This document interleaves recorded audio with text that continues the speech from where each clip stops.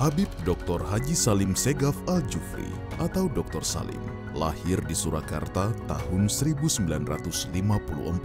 Beliau menyelesaikan pendidikan dasar dan menghabiskan masa kecilnya di kota yang memiliki semboyan, The Spirit of Java.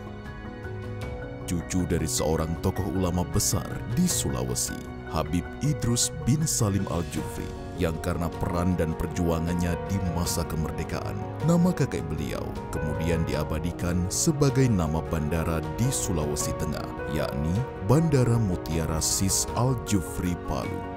Semangat tinggi dalam menuntut ilmu membuat Dr. Salim menamatkan pendidikan S1, S2, dan S3-nya dalam bidang syariah di Universitas Islam Madinah, Arab Saudi dengan predikat cum laude.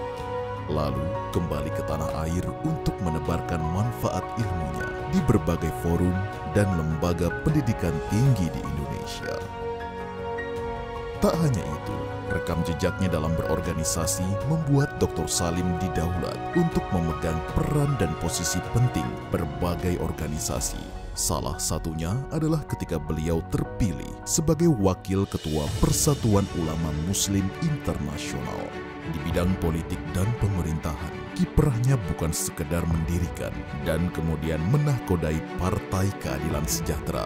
Jiwa sosial, kesantunan, kearifan, dan kecakapan dalam memimpin juga menjadikan dirinya mendapatkan kepercayaan untuk mengemban amanah publik sebagai Duta Besar Republik Indonesia untuk Kerajaan Saudi Arabia dan Kesultanan Oman, serta sebagai Menteri Sosial Republik Indonesia di era pemerintahan Presiden Susilo Bambang Yudhoyono.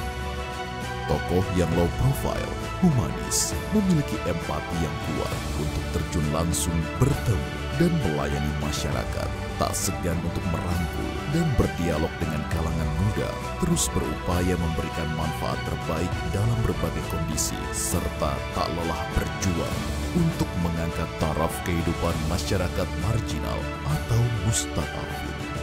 Merupakan gambaran singkat pribadi beliau dan sebagian ikhtiarnya untuk memberikan sumbangsi dan pengabdian terbaik terhadap bangsa dan negeri.